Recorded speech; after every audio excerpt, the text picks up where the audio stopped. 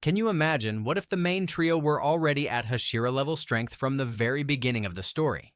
In this timeline, Tanjiro is already at a high-tier level as he was born with a mark on his forehead, with a body naturally strong similar to Mitsuri. The story starts the same way, where his family is massacred and he carries Nezuko to get help. On the way, Giyu Tomioka appears and they clash, but during the fight, Giyu notices something unusual about Tanjiro's movements and strength. He realizes Tanjiro is already fighting at a Hashira level and questions him about it, and Tanjiro simply replies that this strength has always been within him. Giyu sends Tanjiro to Urokodaki so he can understand what demons are and how they operate. Even though Tanjiro already has Hashira-level physical strength, he still lacks knowledge about demons and breathing styles. Urokodaki trains Tanjiro in water breathing, and Tanjiro masters all forms within 3 days due to his already peak physical capability and control. After completing training, he proceeds directly to the final selection. In this timeline, Tanjiro performs exceptionally well in the final selection, and no candidates are heavily injured because of the presence of 3 high-tier fighters, Tanjiro, Zenitsu, and Inosuke, after the selection process. When the ranking marks appear on their hands, the results shock everyone, as both Tanjiro and Zenitsu are confirmed to be at Hashira level from the very beginning. Zenitsu, on the other hand, becomes a Hashira when he got struck by lightning, which enhances his abilities further. After the final selection, Tanjiro begins official missions for the Demon Slayer Corps, and because of his Hashira level strength, he clears most early missions very quickly. During this phase, he meets Zenitsu and Inosuke, and they start working together as a unit. At Mount Naragumo, the battle is extremely easy for Tanjiro, Zenitsu, and Inosuke due to their already Hashira-level strength from the start. Most of the demons are eliminated quickly, including Rui, and the situation is fully controlled before it escalates further. When Shinobu and Giyu arrive, they find that the battle has already been resolved and the area is secured, with no major threat remaining. At the Hashira meeting, 3 new Hashira are officially introduced as Tanjiro, Zenitsu, and Inosuke are accepted as Hashiras. At the same time, Nezuko is officially accepted by Hashiras after Urokodaki and Giyu vouches for her. The next Mugen Train arc begins with Tanjiro, Zenitsu, and Inosuke boarding the Mugen Train along with Rengoku for the mission. The demon Enmu appears, and the fight unfolds in a similar way, but ends much faster due to the trio's Hashira-level strength.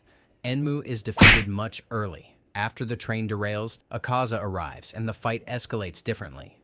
Unlike the original timeline, all 4 fighters, Rengoku and the trio, engage in the battle, hitting Akaza from left to right. The battle is extremely intense, and in the fight, Tanjiro unlocks sun breathing. He also enters the selfless state, improving his perception and timing. This is the key to defeat Akaza. Combined attacks from all 4 fighters push Akaza into defeat. All of them survive the battle, including Rengoku. In the Entertainment District arc, Tanjiro and Zenitsu engage with Daki, where Tanjiro consistently uses sun breathing and beheads her with ease. This forces Gyutaro to emerge earlier than expected. When Tengen and Inosuke arrive, the fight becomes one-sided due to the trio's overwhelming strength. They quickly coordinate and manage to behead both Daki and Gyutaro without major difficulty. Uzui survives the arc without losing his eye or hand. In the Swordsmith Village arc, Tanjiro arrives with Zenitsu and meets Mitsuri, Muichiro, Genya, and Shinobu, who is present due to the master's sick condition. Muzan is frustrated with the death of Akaza and sends Doma alongside the Upper Moons to the village. As the demons arrive, the battlefield splits into multiple fights. Tanjiro takes the lead against Doma with Shinobu supporting. Meanwhile, Muichiro follows a similar path as before, confronting Gyoko, unlocking his mark, and defeating him efficiently. On another side, Genya, Nezuko, and Zenitsu engage Hantengu, where Zenitsu, now at Hashira level, plays a key role in controlling the battle. The combined effort prevents Hantengu from prolonging the fight, keeping the situation under control across all fronts. After some time, Mitsuri joins Tanjiro and Shinobu in the fight against Doma. The 3 of them attack together and slowly start overpowering him. Due to Tanjiro's mark, both Mitsuri and Shinobu unlock their mark. Doma is pushed back and cannot control the fight anymore. With combined attacks, they manage to defeat him. Now, only Hantengu remains as Upper Moon 4. Zenitsu controls the fight with his speed and keeps the tones in check. When Tanjiro joins, the battle becomes very easy. Tanjiro gets his new sword and uses sun and thunder breathing together. to finish the demon. Meanwhile, Nezuko steps into sunlight and shows immunity to sunlight. After the fight, the Hashira training arc begins with 3 new Hashira: Tanjiro as Sun Hashira, Zenitsu as Thunder Hashira, and Inosuke as Beast Hashira. They help train other demon slayers and improve overall combat level. Zenitsu asks Tanjiro to explain everything about sun breathing. After that, Zenitsu and Inosuke also start training in sun breathing alongside their own styles. Shinobu had retired after completing his goal of defeating Doma. She focuses only on preparing poison for Muzan. When Muzan appears and the explosion is triggered, the situation escalates instantly. The battlefield shifts as everyone is pulled into the Infinity Castle. This marks the beginning of the Infinity Castle arc.